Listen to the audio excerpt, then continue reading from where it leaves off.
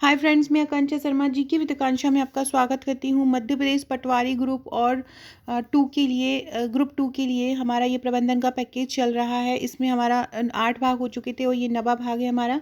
इसमें हम 2500 प्रश्न करने वाले हैं। लगभग 210 प्रश्न हो चुके थे। इसके आगे के प्रश्न हम आगे आज पढ़ेंगे। इसके पहले की वीडियो नहीं देखे हैं तो प्लेलिस्ट में प्रबंधन MCQ आपको मिल जाएगा, वहाँ से आप इसके पहले के वीडियोज़ देख सकते हैं। पूरा देखिएगा, इससे बाहर एक भी प्रश्न नहीं जाएगा अगर आप ये पूरा कर लेते हैं तो। 210 क्वेश्चन हम कर चुके थे और आज हम अगला क्वेश्चन करेंगे, 211वां करेंगे।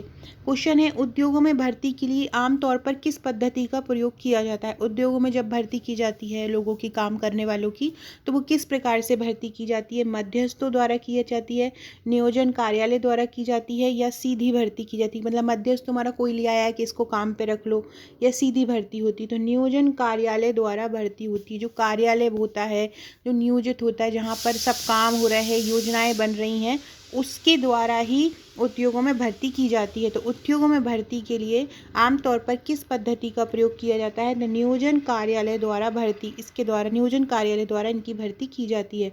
अगला क्वेश्चन है, प्रशिक्षण के क्या उद्देश्य हैं। कार्य संबंधी ज्ञान व कौशल का विकास करना, सूचना प्रसारित करना, कर्मचारियों की कार्यक्षमता में वृद्धि करना। ये तीनों, तो ये चारों ही जो हैं प्रशिक्षण के उद्देश्य हैं। अगला क्वेश्चन है, एक आदर्श प्रशिक्षण कार्यक्रम में समावेशित तत्व क्या है। जब एक प्रशिक्षण दिया जाता है तो सबसे अच्छा प्रशिक्षण कौन सा होता है। पूर्व काल के बारे में पृष्ठभूमि की जानकारी, विभिन्न कार्यों व उपकार्यों का वर्गीकरण, कौशल व क्रियाकलाप के दोषों का ज्ञान। तो आदर्श प्रशिक्षण कार्यक्रम में समाविष्ट तत्व क्या होते हैं, तो ये तीनों ही होते हैं। पहले की जो जो आपने पहले क्या किया है उसका पूरा बायोडाटा, मतलब पृष्ठभूमि की जानकारी। इसके बाद आपने जो भी कार्य उपकार्य किए हों उनके वर्गीकरण, कौशल व क्रियाकलाप के आप क्या आप में अच्छी चीज़ है और क्या आप में बुरी चीज़ है, उन सब का ज्ञान होना आवश्यक है। तो यही आदर्श प्रशिक्षण कार्यक्रम के में समावेशित तत्व हैं। तो ये तीनों ही आपके ऑप्शन में आ जाएंगे। अगला क्वेश्चन है, फ्रेंच के अनुसार प्रशिक्षण के कार्य संबंधी आवश्यकता क्या है। प्रशिक्षण में जो कार्य करवाए जाते हैं उनकी आवश्यकता क्या है। नए कार्य सीखकर अवसर का लाभ लेना, कार्य संबंधी चुनौतियां, कार्य गुणवत्ता में वृद्धि या उपयुक्त सभी। फ्रेंच के अनुसार प्रशिक्षण की कार्य संबंधी आवश्यकताएं क्या है। तो क्या होती हैं प्रशिक्षण की कार्य, खुद सोचिए आप कि सीख कर अवसर का लाभ उठाना, ये तो होएगा ही। कार्य संबंधी चुनौतियां, ये भी होगा। कार्य गुणवत्ता में वृद्धि, ये तो प्रशिक्षण की कार्य संबंधी आवश्यकता, ये तीनों ही हो जाएंगी। उपयुक्त सभी आंसर हो जाएगा। फ्रेंड्स, मेरे पटवारी के नोट्स के साथ आपको एक पटवारी का ग्रुप मिलेगा, वहाँ पे मैं ये क्वेश्चन देती जा रही हूँ लगातार PDF के रूप में, तो इनको भी तैयार करते जाइए। नोट्स के साथ आपको पूरा थ्योरी और ऑब्जेक्टिव भी मिला होगा, लेकिन ये भी आप करते जाइए साथ साथ में, क्योंकि ये क्या डेली डेली पढ़ते जाएंगे तो आपकी इनकी बहुत अच्छे से प्रैक्टिस हो। जैसे ही 125 क्वेश्चन एक साथ तैयार होंगे तो एक साथ आपको दे दिया जाएगा। अगला है, विद्यालय प्रशिक्षण कर्मचारियों को दिया जाता है। विद्यालय में जो प्रशिक्षण कर्मचारी होते हैं उनको क्या दिया जाता है। अर्धकुशल, कुशल और इनमें से सभी क्या दिया जाता है। अर्धकुशल दिया जाता है, कुशल। तो विद्यालय में जो प्रशिक्षण कर्मचारी होते हैं उनको अर्धकुशल लेवल का प्रशिक्षण दिया जाता है। कैसा दिया जाता है, अर्धकुशल। कहाँ पे, विद्यालय में। शिक्षु अधिनियम कब पारित किया गया। शिक्षु या शिक्षु ये अधिनियम कब, जो को शिक्षार्थी रहते हैं, मतलब जिनको प्रशिक्षण दिया जाता है शिक्षा के क्षेत्र में, उनके लिए अधिनियम कब पारित किया गया था। 1961 में, 62 में, 63 में या 60 में। तो शिक्षु अधिनियम कब पारित किया गया था, 1961 में पारित किया गया था। शिक्षु अधिनियम कब पारित किया गया था।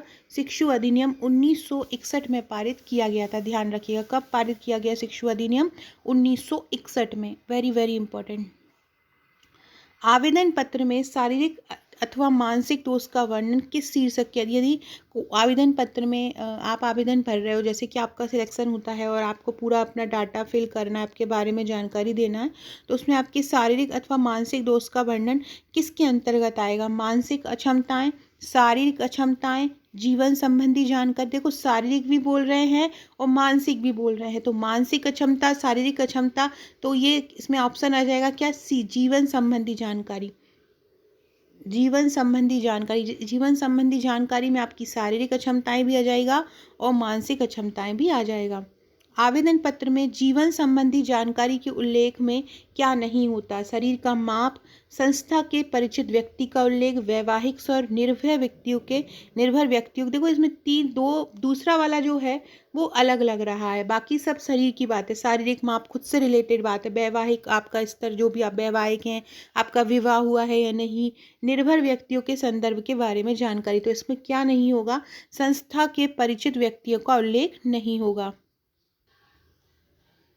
अगला क्वेश्चन है 219वां, सेवी वर्गीय दर्शन की अवधारणा क्या है? सेवी वर्गीय मतलब जो ऐसा वर्ग जो सेवा प्रदान करता है। कल्याण की अवधारणा, हाँ जब सेवा करेगा तो उसका रहता ही है कि उस ऐसी अवधारणा भले वो अंदर से ना हो लेकिन अवधारणा कल्याण की ही रहती है। श्रम के प्रति तुल्य वस्तु तुल्य अवधारणा बिल्कुल सही है। व्यवहारवादी प्रशासन अवधारणा ये भी सही है। तो इसका आंसर हो जाएगा 1, 2, 3। सेवा वर्गीय दर्शन की अवधारणा कल्याण की अवधारणा भी हो जाएगी, श्रम के प्रति वस्तु तुल्य अवधारणा भी हो जाएगी और व्यवहारवादी प्रशासन अवधारणा भी हो जाएगी। अगला क्वेश्चन है, निम्नलिखित कथन किसके द्वारा कहा गया है कि विचारधारा का मस्तिष्क जटिल व प्रत्यक्ष दर्पण है? यह एक ऐसा प्रयोग है जिससे मानसिक विचार शब्द के रूप में ढलकर, जैसे मानसिक विचार क्या होते हैं? शब्दों के रूप में ढलकर आते हैं। क्या बोला है कि विचारधारा का मस्तिष्क जटिल व प्रत्यक्ष दर्पण है, एक ऐसा प्रयोग है जिसमें मानसिक विचार शब्दों के रूप में आते हैं। विचारधारा के जो मस्तिष्क के जो ऐसे प्रयोग हैं जो क्या होते हैं, मानसिक विचार कैसे, जब अपने मन में कोई विचार आता है तो आप उसको शब्दों के रूप में निकालते हो। ये किसने कहा? स्प्रीगल ने बोला, जॉर्ज हाउस्टन ने बोला, के राउटनर ने बोला, या लिंडा उर्बिक ने बोला। फ्रेंड्स एक और बात मैं आपको बताना चाहूँगी कि मैंने 1-2 वीडियो ऐसे बनाए हैं प्रबंधन के, मतलब मैंने ये सोचा कि बहुत सारी प्रबंधन में परिभाषाएं हैं, किसने इसके बारे में क्या कहा, और ये इतनी सारी परिभाषाएं एक साथ याद होती नहीं हैं, तो मैंने उन परिभाषाओं को आपको ट्रिक द्वारा करवा रही हूँ, जिसमें मैंने 2 भाग ऐसे करवा दिए हैं और लगभग 16 ट्रिक मैं ऐसी करवा चुकी हूँ। मतलब 16 की 16 परिभाषाएं, अगर आप वो वीडियो देख लोगे ना तो आप वो 16 परिभाषाएं कभी भी एग्जाम आ जाए, आप कभी भी वो 16 परिभाषाएं आ जाती है तो आप भूलेंगे नहीं, आप तुरंत सही लगा के आएंगे। ऐसी करीब 70 ट्रिक रहेंगी, तो वो आपको देखने के लिए मैं डिस्क्रिप्शन बॉक्स में लिंक डाल दूँगी उसकी, तो आप वहाँ से देख लीजिएगा और वो जो उसकी जो आगे की पार्ट हैं उसको भी देखिएगा। और अभी तक उसके 2 पार्ट में ला चुकी, एक तो मैंने लास्ट वीडियो में ही बनाया है, लास्ट सेकंड वीडियो मतलब कल मॉर्निंग में इसी समय ही मैंने डाला था एक वीडियो, वो प्रबंधन की परिभाषाओं से संबंधित ही है, तो वो आप जरूर देखिएगा। उससे क्या होगा, आपको इस प्रकार के क्वेश्चन सॉल्व हो जाएंगे। तो ये किसने कहा था? विचारधारा का मस्तिष्क जटिल व प्रत्यक्ष दर्पण है, ये कहा था जॉर्ज हाउस्टन ने। किसने कहा था? जॉर्ज हाउस्टन ने। जॉर्ज हाउस्टन ने कहा कि जो विचारधारा में मस्तिष्क में जो विचार आते हैं उन्हीं को हम शब्दों के रूप में ढलकर लोगों के सम्मुख लाते हैं। कौन बोला? जॉर्ज हाउस्टन बोला। अगला क्वेश्चन है, निम्नलिखित में से प्रिंसिपल ऑफ पर्सनल मैनेजमेंट के लेखक कौन है? Principles of personal management, Dale Yoder, Henry Fayol, Edward V Flippo या जी सिमेट थॉमस? तो इसके हैं एडवर्ड वी फिलियो। कौन है? एडवर्ड वी फिलियो हैं। Principles of personal management, principle of personal management के लेखक कौन हैं? एडवर्ड वी फिलियो हैं। Edward V Flippo principles of personal management के लेखक हैं। कौन? Edward V Flippo. अगला है personal manage and industrial relations, industrial relations है ये। Personal management and industrial relations, personal management and industrial relations के लेखक कौन हैं? Dale Yoder, Andrew Carnegie, J Jucius या मैक्स वेबर? तो कौन है personal manage and industrial relations के लेखक? ये हैं डेल योडर। कौन है? डेल योडर हैं personal management and industrial relations के लेखक। अगला है an objective security of personal administration के लेखक कौन हैं? An objective security of personal administration के लेखक कौन हैं? Thomas J spent. कौन है? Thomas J spent. Thomas J spent जो है an objective security of personal administration के लेखक हैं। कौन? Thomas J spent. ये बहुत ज़्यादा इंपॉर्टेंट क्वेश्चन है जो अभी मैंने लास्ट के 3 करवाए हैं आपको। फ्रेंड्स, अगर हम मध्य प्रदेश पटवारी की तैयारी कर रहे हैं, ग्रुप 2 की तैयारी कर रहे हैं, तो आप हमारे ये नोट्स ले सकते हैं। ये टोटल आपको 10 बुकलेट मिलती हैं, जिसमें 9वीं बुकलेट सामान्य ज्ञान की रहती है, जिसमें बहुत अच्छे से वन लाइन फैक्ट कवर किए गए हैं। अंग्रेजी पूरी ट्रिक के द्वारा मिलती है। व्यापम की परीक्षा में आए जाने वाले पूरे प्रश्न मिलते हैं। विज्ञान के 3000 one liner, Madhya Pradesh GK, सामान्य प्रबंधन, कंप्यूटर दक्षता, गणित तर्क शक्ति और हिंदी, ये सभी हजारों प्रैक्टिस प्रश्नों के साथ मिलते हैं। और सबसे महत्वपूर्ण इस चीज़ में क्या जो मिलता है वो है आपको ये व्हाट्सएप का ग्रुप। ये व्हाट्सएप का ग्रुप केवल उन्हीं को मिलता है जो हमारा पैकेज लेता है, और यहाँ हम उसको तैयारी कराते हैं। छोटी छोटी ट्रिक्स दी जाती हैं जहाँ पर आपको कोई भी टॉपिक तुरंत याद हो जाता है। मैथ्स से तो मैथ्स का कोई भी एक टॉपिक से जितने भी संबंधित प्रश्न बन सकते हैं, जितने भी एग्जाम में आए हुए हैं, जो ट्रिक्स होती हैं मैथ्स की, कैसे उनको सॉल्व कर सकते हैं, ये सभी कराया जाता है। रीजनिंग के कठिन से कठिन को टॉपिक जैसे कि दिशा परीक्षण हुआ, कैलेंडर हुआ, ऐसे हर टॉपिक को बहुत सरल तरीके से करवाया जाता है। कंप्यूटर की शॉर्ट की, कंप्यूटर के फुल फॉर्म, ये सभी भी वहाँ पे कराए जाते हैं। तो अगर आप ये लेना चाहते हैं, ये सरल भाषा में लिखे हुए नोट्स लेना चाहते हैं, हमारा ग्रुप लेना चाहते हैं, तो आप हमें ऊपर दिए नंबर पर व्हाट्सएप कर सकते हैं। भारत में आप कहीं भी रहते हो, आपके पास ये डिलीवर हो जाएगा। अगला क्वेश्चन है 224वां कि निम्न कथन किसके द्वारा कहा गया है? मानव संसाधन प्रबंधन प्रबंधकीय प्रगति का वह भाग है जो किसी संगठन के मानवीय घटकों से संबंधित होता है। मानव संसाधन को बोला है कि मानव संसाधन प्रबंधकीय प्रगति का, मानव संसाधन प्रबंधन प्रबंधकीय प्रगति का वह भाग होता है जो किसी संगठन के मानवीय घटकों से संबंधित होता है। तो मानव संसाधन संगठन के मानवीय घटकों से संबंधित होता है, ये किसने बोला है? ये E.F. ब्रीच ने बोला है। किसने बोला है? E.F. ब्रीच ने।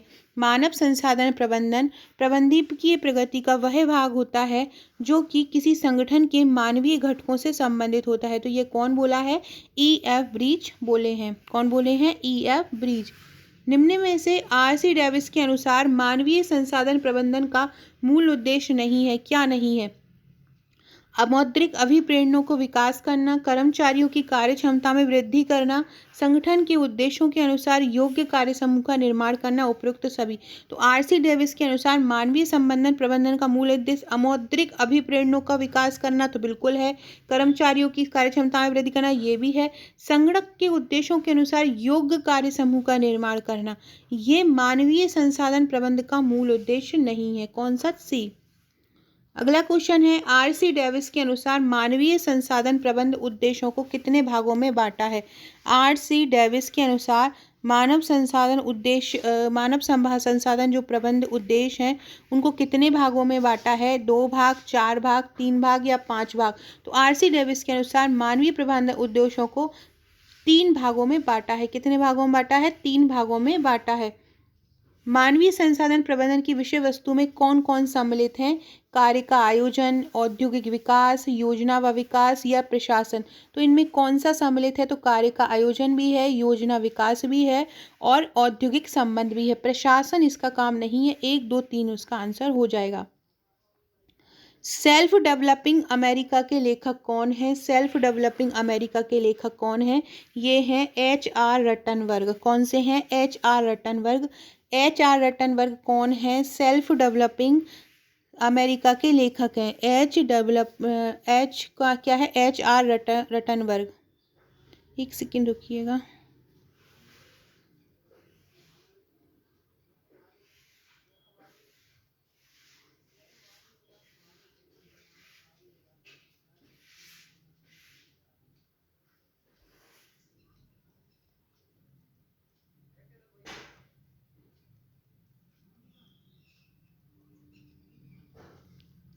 तो सेल्फ डेवलपिंग अमेरिका के लेखक कौन है? H.R. रटनबर्ग हैं।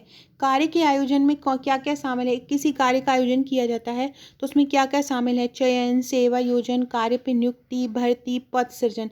तो कार्य का जब कोई आयोजन किया जाता है तो सबसे पहले हम सोचते हैं कि हम कार्य करेंगे, फिर उसकी तैयारी होती है, फिर चयन होता है, नियुक्ति होती है, भर्ती होती है, पद सृजन होता है। तो इनमें बोल रहे हैं कि क्या क्या होता है जो शामिल होता है और क्या क्या नहीं होता। तो आप देख रहे हैं सभी शामिल होता है। चयन भी होता है, सेवा योजन भी होता है, सेवा की योजना भी बनाई जाती है, मतलब कार्य पर नियुक्ति होती है, भर्ती होती है और पद सृजन। तो ये पाँचों ही इसके आंसर सही हो जाएंगे। अगला क्वेश्चन है कॉलेज ऑफ इंडस्ट्रियल पीस 1948 के लेखक कौन है? कॉलेज ऑफ इंडस्ट्रियल पीस 1948 के लेखक कौन है? कोहेरेंस फ्रॉकिंस, विलियम फ्रांसिस, J.W. हैनन या डेल योडर। तो कौन है इसके लेखक? इसके लेखक हैं कोहेरेंस फ्रॉकिंस। कॉलेज ऑफ इंडस्ट्रियल पीस 1948 के लेखक कौन है? कोहेरेंस फ्रॉकिंस हैं। कौन है? कोहेरेंस फ्रॉकिंस। कॉलेज ऑफ इंडस्ट्रियल पीस 1948 के लेखक हैं कोहेरेंस फ्रॉकिंस।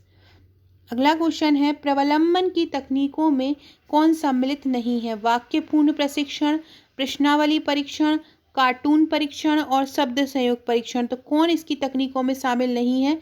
प्रलंबन की तकनीकों में, प्रबंधन की तकनीकों में कौन शामिल नहीं? प्रश्नावली परीक्षण। प्रश्नावली परीक्षण जो है प्रबंधन की तकनीकों में शामिल नहीं है, याद रखिएगा। वाक्यपूर्ण परीक्षण है, कार्टून परीक्षण है, शब्द संयोग परीक्षण है, लेकिन प्रश्नावली परीक्षण नहीं है। किसी निश्चित अवधि में उत्पादित सभी अंतिम वस्तुओं और सेवाओं के कुल बाजार मूल्य को क्या बोलते हैं? तो अंतिम वस्तुओं और सेवाओं का कुल बाजार मूल्य कहलाता है सकल घरेलू उत्पाद, क्योंकि घर एक निश्चित क्षेत्र में बोल रहे हैं और निश्चित अवधि में बोल रहे हैं, जिसको सकल घरेलू उत्पाद बोलते हैं, ग्रॉस डोमेस्टिक वैल्यू या जीडीपी बोलते हैं। तो जीडीपी क्या होती है? किसी निश्चित अवधि में उत्पादित सभी अंतिम वस्तुओं और सेवाओं का कुल बाजार मूल्य होता है। अगला क्वेश्चन है, एक बाजार को संतुलित कब बोला जाता है? जब मांग दी गई आपूर्ति से दुगनी हो, जो मांग हो और वो आपूर्ति हो उससे मांग ज़्यादा हो और आपूर्ति कम हो, मांग दी गई आपूर्ति की आधी हो, मांग जो है आपूर्ति ज़्यादा कर दी और मांग कम हो, मांग की मात्रा आपूर्ति की मात्रा के बराबर। यही होगा ना संतुलित। जब मांग जितनी हो रही है हम आपूर्ति भी कर रहे हैं, तो यही सी वाला जो है वो संतुलित हो जाएगा। निम्न में से कौन सा उत्तरदायित्व किसी संगठन के मानव संसाधन प्रबंधक का नहीं होता?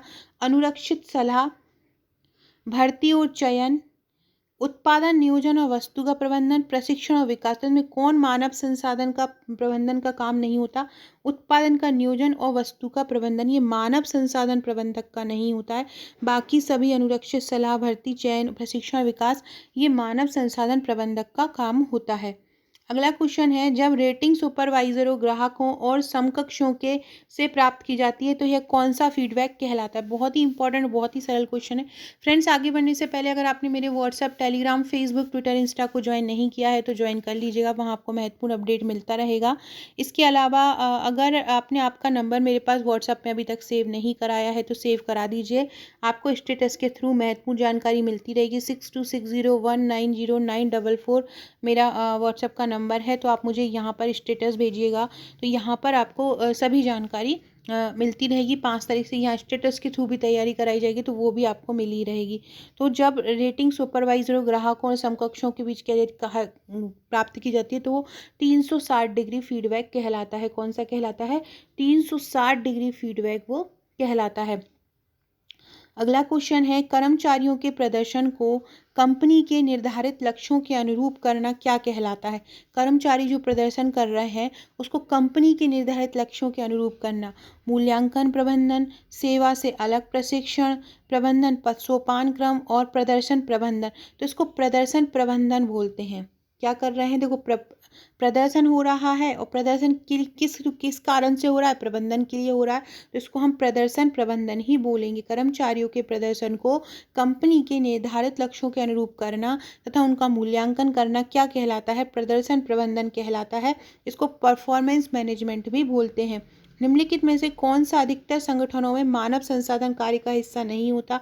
प्रशिक्षण, प्रदर्शन मूल्यांकन, मंजूरी की प्रक्रिया और मानव संसाधन नियोजन। तो इसमें से कौन सा नहीं होता है? मंजूरी की प्रक्रिया, सेंसरिंग की प्रक्रिया जो होती है मानव संसाधन प्रबंधन के एक कार्य का हिस्सा नहीं होती। बाकी प्रशिक्षण दिया जाएगा, प्रदर्शन मूल्यांकन किया जाएगा, नियोजना प्लानिंग की जाएगी, लेकिन मंजूरी की प्रक्रिया, सेंसर हम जिसको बोलते हैं, वो इसके अंतर्गत नहीं आएगा, प्रबंधन के कार्य में नहीं आएगा।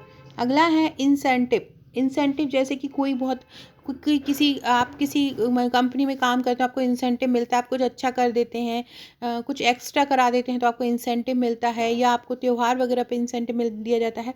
तो वो किस पर निर्भर करता है? उत्पादकता पर, बिक्री पर, लाभों पर या सभी पर? तो किस पे निर्भर करता है? सभी पर। जब कोई व्यक्ति कोई कंपनी किसी को इंसेंटिव दे रही है, मतलब वहाँ पे आय भी अच्छी हो रही है, काम भी बहुत अच्छे से चल रहा है, बिक्री भी बहुत अच्छे से रहा है, लाभ भी बहुत अच्छे से मिल रहा है, तो ये तीनों ही आंसर इसके सही हो जाएंगे। अगला क्वेश्चन है, शब्द ब्लैंक का अर्थ है कंपनी की उत्पादन ना कर पाने की अक्षमता के कारण पूर्व निश्चित लाभ, कंपनी उत्पादन नहीं कर रही है और आपने लाभ को पहले से ही डिसाइड कर लिया है, तो ये क्या कहलाएगा? अवसर लागत, मार्जिनल लागत, ओवरहेड लागत या उपरोक्त सभी। तो जब ये ऐसा नहीं होता तो कभी कोई ऐसी स्थिति पड़ जाती है, मतलब ऐसी कोई अपॉर्चुनिटी पड़ जाती है, तो इसको बोलते हैं अवसर लागत। अगला क्वेश्चन है, जीविका योजना के निम्नलिखित में से कौन से पक्ष में अभिवृत्तिक लक्षण शामिल होते हैं जो लोगों को उनके जीविका के दौरान मार्गदर्शन करते हैं? जीविका पथ, जीविका स्थिरक, जीविका लक्ष्य या जीविका प्रबंधन। तो जीविका योजना के अंतर्गत कौन से ऐसे पद होते हैं जो इनको शामिल करते हैं? तो ये होते हैं जीविका स्थिरक, कैरियर एंकर। क्या होते हैं ये? जीविका स्थिरक होते हैं जो जो लोगों की जीविका को उनकी जीविका के दौरान मार्गदर्शन देते हैं। अगला क्वेश्चन है, इनमें से क्या प्रत्यक्ष ज्ञान प्रक्रिया में चतुर्थ चरण है? अवलोकन चरण, व्यवहार प्रतिक्रिया, व्याख्या चरण या उद्दीपन का चरण। तो व्याख्या चरण। प्रत्यक्ष ज्ञान प्रक्रिया में चतुर्थ चरण कौन सा है? व्याख्या चरण। व्याख्या या निर्वाचन चरण, इंटरप्रिटेशन जो स्टेट होता है, इंटरप्रिटेशन मतलब उसको व्याख्या करना, व्याख्यात करना, ये प्रत्यक्ष ज्ञान प्रक्रिया में चौथा चरण होता है। फ्रेंड्स, ये थे हमारे 241 क्वेश्चन। 242 क्वेश्चन से हम नेक्स्ट वीडियो में पढ़ेंगे। वीडियो अच्छा लगा हो तो लाइक शेयर सब्सक्राइब जरूर कीजिएगा। आज हमारे पटवारी के ग्रुप में मैथ्स की तैयारी कराई जाएगी, तो अगर आप जुड़े हैं तो उसके लिए तैयार रहिएगा। Okay friends, thank you.